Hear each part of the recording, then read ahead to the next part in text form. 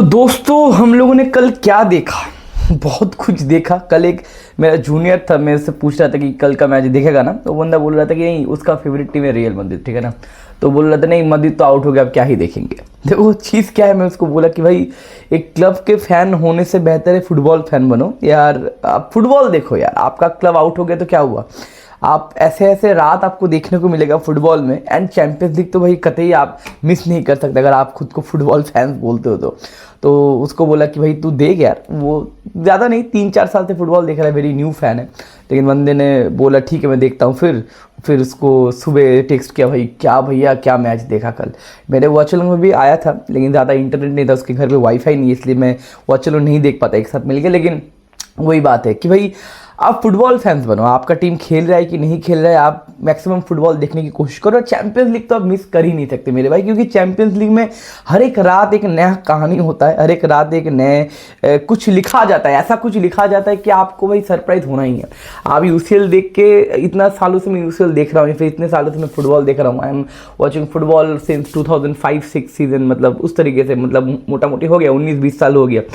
जब लगता है कि भाई और क्या सरप्राइजिंग एलिमेंट होगा, मैंने तो सब कुछ देख ही लिया। लेकिन फुटबॉल के पास ऐसा कुछ ना कुछ सरप्राइज है, फिर कुछ ना कुछ सरप्राइजिंग एलिमेंट्स, या फिर कुछ ना कुछ सस्पेंस होता है कि आपको सरप्राइज करेगा। That is the life, that is football. कभी भी एंड नहीं हो सकता ये सिलसिला। आप जब भी सोच लो कि भाई मैंने सब कुछ देख लिया, फुटबॉल आपको सरप्राइज गारंटी कर देगा। फुटबॉल अपनी झोली से कुछ ना कुछ निकाल के देगा कि भैया ये देखो ये कभी देखा है, और आप बोलोगे ये तो भैया कभी नहीं देखा। तो इस तरीके से कल का एक बेहतरीन मैच हुआ। कॉन्टेक्स्ट बहुत बढ़िया था, इंटर मिलान वर्सेस बार्सिलोना। जो इंटर मिलान जिसको आप हिला नहीं सकते, और बार्सिलोना जो भैया इधर उधर हिलते रहता है। तो अटैक वर्सेस डिफेंस का एक बहुत बढ़िया एग्जांपल था। एंड कल के मैच का रिजल्ट ये हुआ कि कोई जीता नहीं, it's a draw. Attack versus defence अभी तक कोई रिजल्ट पे गया नहीं। अब सेकंड लेग पे हम लोग को इंतजार करना पड़ेगा। सन सीरो में जो सेकंड लेग होगा वहां पे हम लोग बातचीत करेंगे कि कौन सा टीम फाइनल के लिए क्वालिफाई होगा। और पिछला जो मैच था, जो आर्सेनल वर्सेस पीएसजी का मैच था, उसमें जो चीज़ हुआ है एकदम डिफरेंट चीज़ हुआ है। किस एस्पेक्ट में, मैं लाइव में बहुत बार बोलता हूँ, फिर मैंने वीडियो में बहुत बार बोला हूँ कि मैंने इतने सालों से मैं फुटबॉल देख रहा हूँ, कभी भी मैंने ये चीज़ नहीं देखा एक्सजी से नीचे परफॉर्म करता हुआ टीम बड़ा कोई ट्रॉफी जीत रहा है। पिछले मैच में मैंने लाइव में बोल रहा था, मैं रिव्यू नहीं बनाया ऑब्वियसली। आर्सेनल ने देर का एक्सजी बनाया, पीएसजी ने 1.2 का एक्सजी बनाया, लेकिन आर्सेनल ने देर के ऊपर का एक्सजी बना के कोई भी गोल स्कोर नहीं किया, मतलब एक्सजी से बहुत ज़्यादा नीचे परफॉर्म किया। यहाँ पर अगर हम देखते हैं कल बार्सिलोना और इंटर मिलान का, बार्सा ने एक्सजी बनाया 1.6 मोटा मोटी करके, और इंटर मिलान ने एक्सजी बनाया ऑलमोस्ट 1.9, 0.92। बहुत सारे वेबसाइट में अलग अलग दिखा रहे, तो ऑलमोस्ट 1 पकड़ लो। और दोनों ने 3-3 करके गोल मारा है। बार्सा ने बिग चांस क्रिएट किया 1, इंटर मिलान ने बिग चांस क्रिएट किया 2, और उन्होंने एक भी बिग चांस मिस नहीं किया। मतलब दोनों टीम को जो बिग चांस मिले हैं they scored. That is a basic difference कि आप अच्छा खेलना चाहते हो सिर्फ, या फिर आप ट्रॉफी जीतना चाहते हो। अगर आप ट्रॉफी जीतना चाहते हो तो आपको भैया बिग चांसेस बड़ी करने पड़ेंगे, एक्सजी से ऊपर आपको परफॉर्म करना पड़ेगा, जो कल दोनों टीमें खेले। और कल दोनों टीम का प्रोस्पेक्टिव से बताओ या पॉइंट ऑफ व्यू बताओ, इस मैच से बहुत डिफरेंट था। क्योंकि भैया एवे मैच खेल रहा है इंटर मिलान ऑब्वियसली थोड़ा कंजर्वेटिव करके खेलना चाहेगा, क्योंकि उनके कुछ प्लेयर्स इंजर्ड थे। पिछले 3 मैच में हम लोगों ने डिस्कस किया था, पिछले 3 मैच वो हार के आए। इवेंचुअली पिछले 3 मैच में इंटर मिलान ने एक भी गोल मारा भी नहीं था। अगेन एसी मिलान या फिर बाकी रोमा के साथ, मतलब बहुत सारे गोल खा के आए थे। एंड बार्सिलोना जो अपने ड्रीम सीजन में है भैया, कुछ भी कर रहे, सही हो रहा है बार्सिलोना, सारे प्लेयर्स टॉप फॉर्म में है। 1-2 प्लेयर मिसिंग थे, लेवांडोव्स्की नहीं था, लेकिन मैंने बोला था लेवांडोव्स्की का आपको ज़्यादा मिस नहीं करोगे, आप थोड़ा बाल्डे को मिस करोगे, थोड़ा मतलब बहुत ज़्यादा ही बाल्डे को मिस करोगे। लेकिन लेवांडोव्स्की का काम भैया फेरान टोरेस कर देगा, जो कल फेरान टोरेस ने किया। ऑब्वियसली सब्स्टिट्यूट का ऑप्शन उनके पास नहीं था। लेकिन अगर कल के मैच की अगर बात करते, देखो पहला पॉइंट है कि फर्स्ट हाफ की अगर बात करते हैं, देखो 30 सेकेंड में तो भैया पता नहीं किस तरीके से बॉक्स के अंदर ये सारे लोग चले गए, और इवेंचुअली ये मार्कस थुरम का कमाल का बैकहिल का गोल आ गया। जो मार्कस थुरम, जो मैं बोल रहा था कि फर्स्ट हाफ में कि इंटर मिलान ना बहुत फुद्दू टीम है यार, इंटर मिलान क्या घटिया मैच खेल रहा है। क्योंकि फर्स्ट हाफ के बाद इंटर मिलान का पोजीशन था 28%, लग रहा था इंटर मिलान को ये रिलीगेशन बैटल फेस करने वाला टीम है, और बार्सिलोना भैया टॉप टायर टीम है। बार्सिलोना का पोजीशन था भैया 72%, और इंटर मिलान के जो सेंटर बैक अकेरबी और विसाक थे, वो दोनों मिला के 11 पास किए थे। आप समझ सकते हो, दोनों सेंटर बैक मिला के इंटर मिलान के 11 या फिर 12 पास दिए थे। सिर्फ 95 सिर्फ पास दिए थे फर्स्ट हाफ में इंटर मिलान, और बार्सिलोना ने पास दिया था पता नहीं बहुत सारे पास दिए थे। कुबार्सी ने 38 38 पास दिए थे, इनिगो मार्टिनेज ने भी 35 के आसपास पास दिए थे, पेड्री ने भी भैया 30 के आसपास पास दिए थे। तो कहीं ना कहीं भाई फर्स्ट हाफ में बार्सिलोना टॉप नॉच, बार्सिलोना कहीं ना कहीं चल रहा था, काउंटर प्रेसिंग। अगर आप ये बार्सिलोना का स्ट्रक्चर देखो, एवरेज पोजीशनिंग देखो, इंटर मिलान अपने बिल में, अपने घर में कितना घुसा हुआ है, और बारसा का नंबर 8 जो सेंटर ऑफ द पॉइंट रहता है ऑब्वियसली पेद्री, वो बंदा ऑपोजिशन हाफ में है, सारे लोग ऑपोजिशन हाफ में। तो लग रहा था कि भाई एक टीम, एक बंच ऑफ प्लेयर डिफेंड कर रहा है अपने घर में बैठ के, और दूसरा टीम बोल रहा है कि भाई घर पे घुस के मारेंगे। बॉल रेगुलर बेसिस पे पेनिट्रेट हो रहा था बॉक्स के अंदर, बहुत सारे चांसेस मिल रहे थे, ऑल दो ऑब्वियसली बिग चांसेस क्रिएट कुछ नहीं हुआ, क्योंकि Inter Milan no nonsense defending करता है, नंबर फेंकता है, वो लोग कलेक्टिव वाइज डिफेंडिंग करता है। एक चीज मैं बोलना चाहूंगा, लाइव में मैं बोल रहा था, जितने सारे न्यू फुटबॉल फैंस हो, एक चीज़ लोग बात करते हैं कि डिफेंड कैसे किया जाता है, या फिर किसी बंदे का अगर डिफेंसिव हाउलर हो जाता है तो हम लोग उसी बंदे के ऊपर बात करते हैं कि भैया वो बंदा 1-2-1 मिस कर गया, इसलिए भैया डिफेंसिव हाउलर हो गया, इसलिए भैया गोल खा गए। देखो भैया डिफेंस एक ऐसा चीज़ है ना, defence is a collective thing rather than a single 1-to-1 player thing.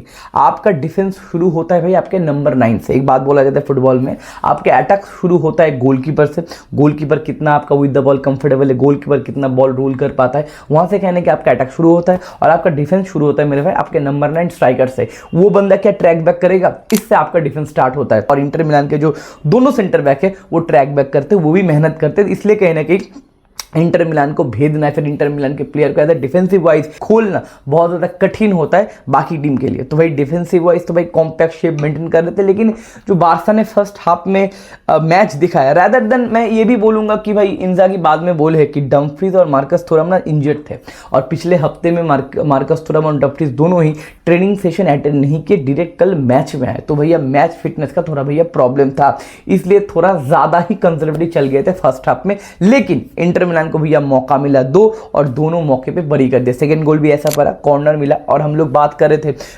Preview वाले वीडियो में कि इंटर मिलान मेरे भाई सेट पीस में कमाल का है, उनके पास वो कूदा है सेट पीस में बॉक्स के अंदर, वो जान लगाते हैं, हिडर लगाते हैं, और जिनके पास उतना हाइट भी नहीं है ना, वो भैया पोजीशन बड़ी तरीके से होल्ड करते हैं, लाइक लोतारो मार्टिनेज। तो भाई डम्फ्रीज को इस तरीके से मौका मिलता है, और बंदे ने बाइसाइकिल पता नहीं क्या क्या किक मार दिया, और 2-0 से अप हो गए।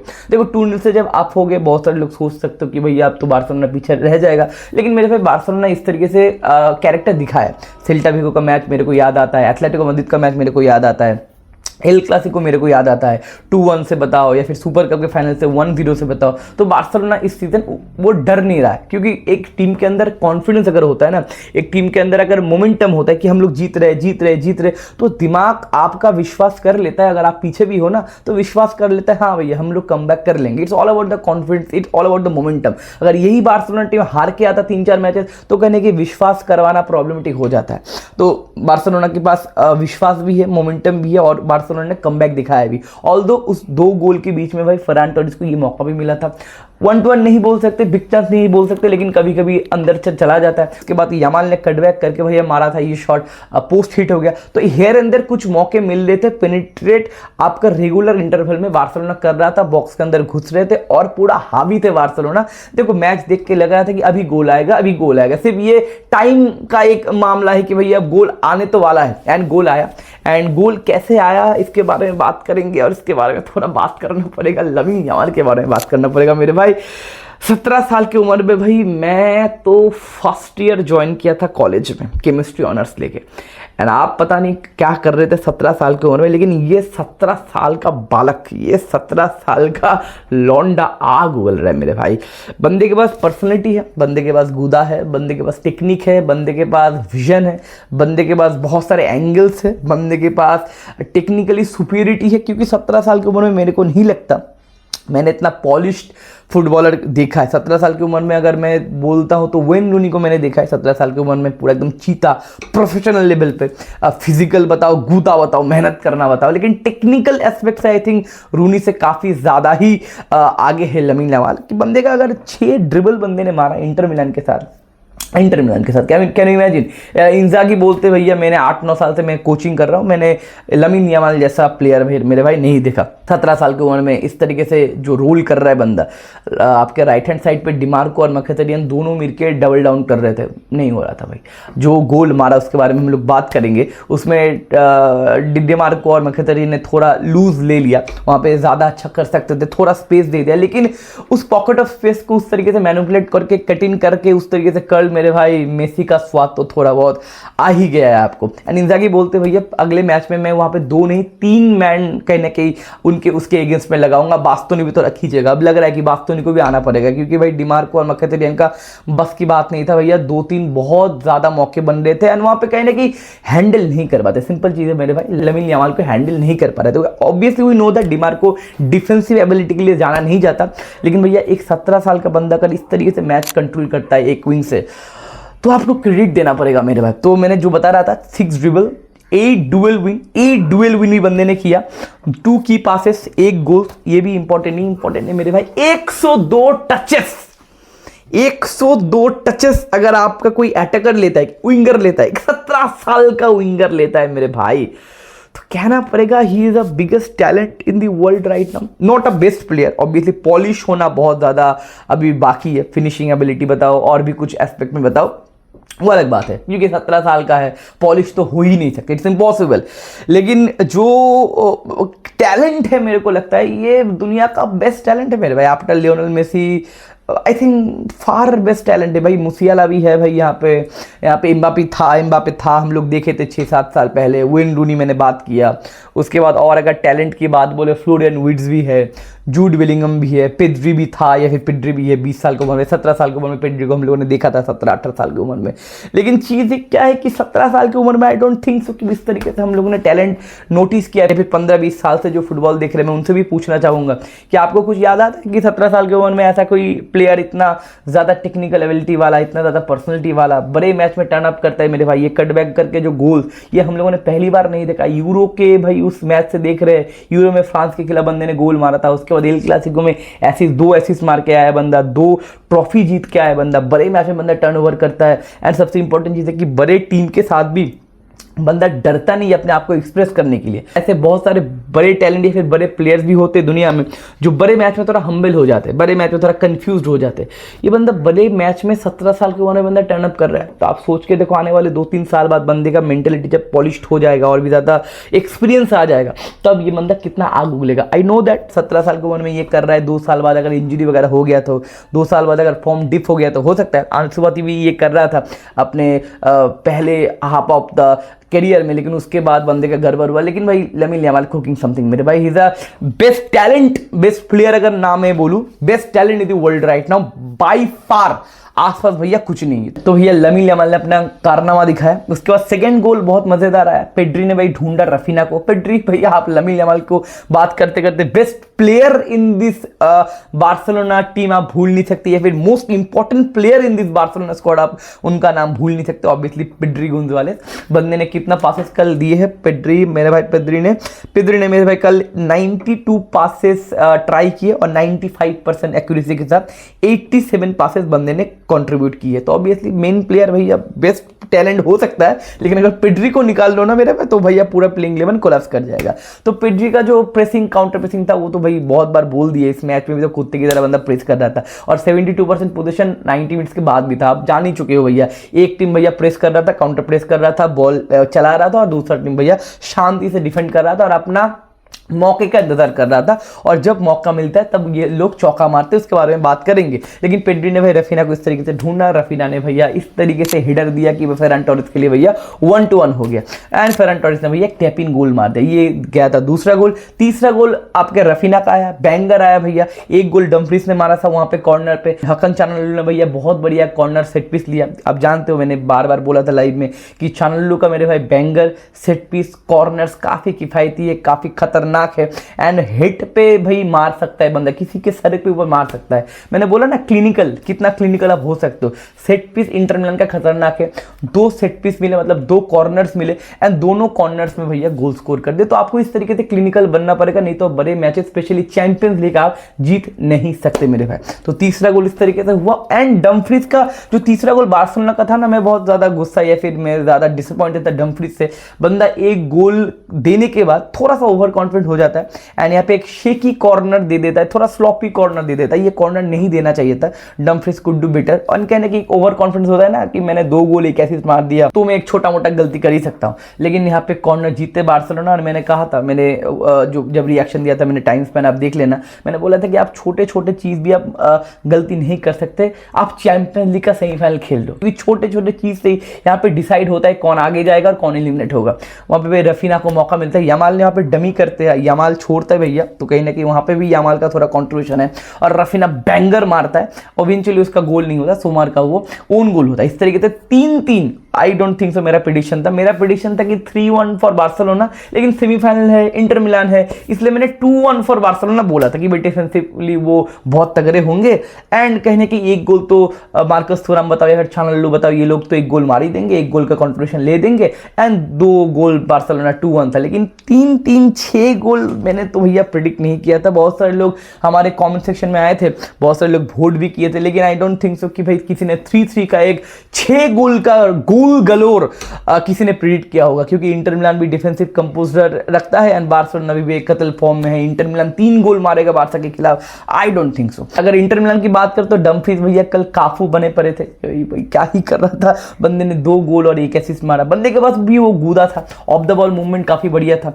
उसको संभालना काउंटर में उसको संभालना थोड़ा ज्यादा प्रॉब्लमेटिक हो रहा था। एंड सेट पीस में देखो, सेट पीस से थोड़े बच्चे हैं बार्सिलोना के पास, ज्यादा गूदा दिखाना पड़ेगा, ज्यादा फिजिकलिटी दिखाना पड़ेगा, क्योंकि आप जानते हो इंटर मिलान बार्सा से फिजिकल एस्पेक्ट में थोड़ा ज्यादा ब्रेव है। फिजिकल एस्पेक्ट में आई डोंट थिंक सो कि बहुत लंबे लंबे हाइट है, मतलब हाइट है लेकिन बार्सा के पास भी हाइट वाले खिलाड़ी, लेकिन थोड़ा ज्यादा ब्रेव, थोड़ा ज्यादा शरीर फेंक सकता है, सैक्रिफाइस कर सकता है। They are the more warrior than Barcelona. तो कहने की बॉक्स के अंदर वो थ्रेट होता है और दोनों गोल भी उस तरीके से लिया। लेकिन अगर दोनों गोल, मतलब फर्स्ट हाफ में ना वो 2 चांस मिले, ये 2 मौके मिले, अगर वो 2 गोल नहीं आता तो ऑब्वियसली ये 3-1 ही हो जाता और ये टाई खत्म हो जाता। लेकिन ऑब्वियसली ब्रेव कहीं ना कहीं इंटर मिलान होते हुए और सेकेंड हाफ में इंजागी ने थोड़ा सा फॉर्मेशन बताओ, थोड़ा सा टैक्टिक्स बताओ, चेंज किया, अप्रोच चेंज किया।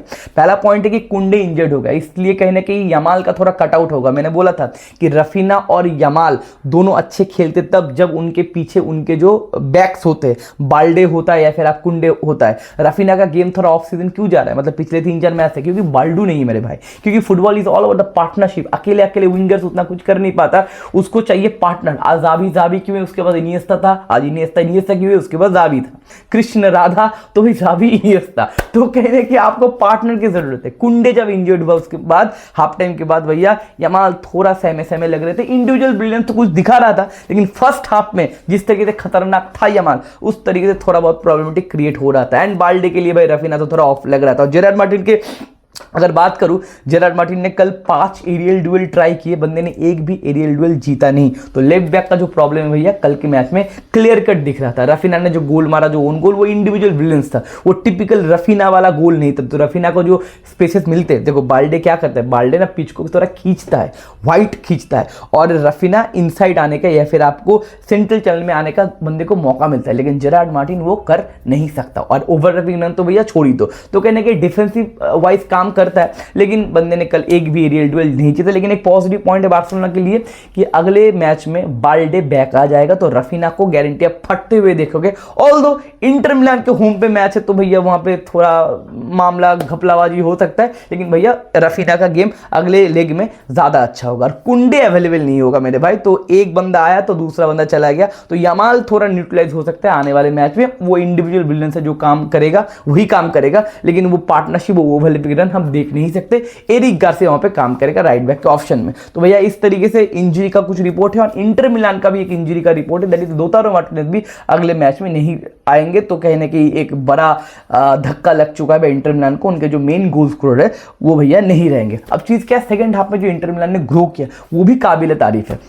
इंटर मिलान क्या कर रहा था, बॉल थोड़ा रख रहा था, वो अप फ्रंट द पिच थोड़ा हायर प्रेस कर रहे थे, क्योंकि वो लोग समझ गए थे कि भाई बार्सिलोना को अगर इस तरीके से हम चलने देंगे तो बार्सिलोना और भी 2-3 गोल मारेगा। ये भी मैं लाइव में हम लोग डिस्कशन कर रहे थे कि भैया लो ब्लॉक टीम को खोलने का बहुत सारे टीम के पास बहुत सारा प्रॉब्लम्स है, लेकिन इस बार्सिलोना के पास भैया कोई प्रॉब्लम नहीं है। ये लो ब्लॉक टीम को भी 5-6 गोल आराम से मार सकते हैं। तो आप अगर बार्सिलोना को बॉल दे दोगे और इन्वाइट करोगे, ठीक है तुम आ जाओ हम लोग यहाँ डिफेंड करेंगे, आप डिफेंड कर नहीं पाओगे भाई। इतना पॉकेट ऑफ स्पेस को मैनिपुलेट करेंगे, इंडिविजुअल ब्रिलियंस इतना है, कॉन्फिडेंस हाईएस्ट लेवल पे, ट्रिबल चेस कर रहा है ड्रीम सीजन पे, गोल भैया आ ही जाएगा, डिफ्लेक्शन से इधर उधर से गोल आ ही जाएगा। तो कहीं ना कहीं इंजागी ये एंटिसिपेट करते हैं और सेकंड हाफ में अपना टैक्टिक्स को थोड़ा हायर द पिच पुश करते हैं और इंटर मिलान मैच में कंट्रोल पे आता है। और एक गोल और भी आ गया था इंटर मिलान का, इतना सा ऑफ साइड भैया, बूट बाहर था, शूलेस बाहर था मेरे भाई।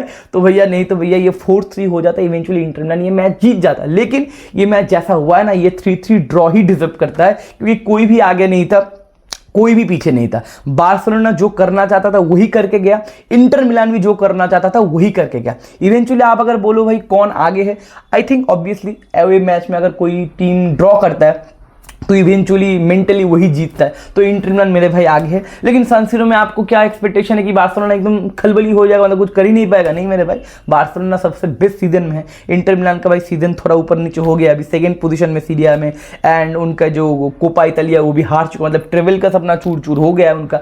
एंड बार्सिलोना ट्रेवल अभी चेस कर रहा है, ऑब्वियसली ट्रेवल जीतने का तागार में कहीं ना कहीं। एक कोपा दिल दिल जीत चुके हैं, आपके ला लीगा भी जीत जाएंगे, ऑब्वियसली 4 पॉइंट्स के ऊपर है। तो कहीं ना कहीं momentum wise form wise Barcelona upfront में, लेकिन ऑब्वियसली एवे गेम उतना ज़्यादा इजी नहीं होगा। लेवेंडोव्स्की वापस आएगा कि नहीं अभी तक ऑफिशियल न्यूज़ नहीं है, लेकिन बाल्डू गारंटी वापस आएगा, कुंडे बाहर है और लूथारो मार्टिनेज बाहर है, ये तो भैया ऑफिशियल हो चुका है चीज़। अब देखना पड़ेगा सेकंड लेग क्या होगा, मंगलवार रात को सेकंड लेग है, तो भैया वो देखेंगे अगले हफ्ते। आज रात को हम लोग athletic club versus Manchester United का मैच देखेंगे। छोटे छोटे टीम भैया यूसीएल खेलता है, बड़े टीम भैया यूरोपा लीग खेलता है, तो हम लोग आज मैनचेस्टर यूनाइटेड का मैच देखेंगे। तो भैया आपको कैसा लगा ये मैच? अच्छा लगा होगा ऑब्वियसली, लेकिन कितना अच्छा लगा, कौन सा फेवरेट मोमेंट था, आपने क्या एक्सपेक्ट किया था और क्या आप देखने को मिला, और सेकंड लेग में बार्सिलोना को क्या चेंजेस करना चाहिए, या फिर आपका कोई पॉइंट ऑफ व्यू नीचे कमेंट सेक्शन में जरूर लिखिएगा। अगर आप चैनल में नए हो लाइक सब्सक्राइब वगैरह वगैरह, और अगर चैनल में अगर आप रेगुलर हो तो हमारा एक टेलीग्राम चैनल है, कोर जो लोग हैं उनके साथ बातचीत होता है, वो चैनल आप ज्वाइन जरूर कर लीजिएगा। तो मिलते हैं अगले वीडियो में, take care, bye bye, sayonara.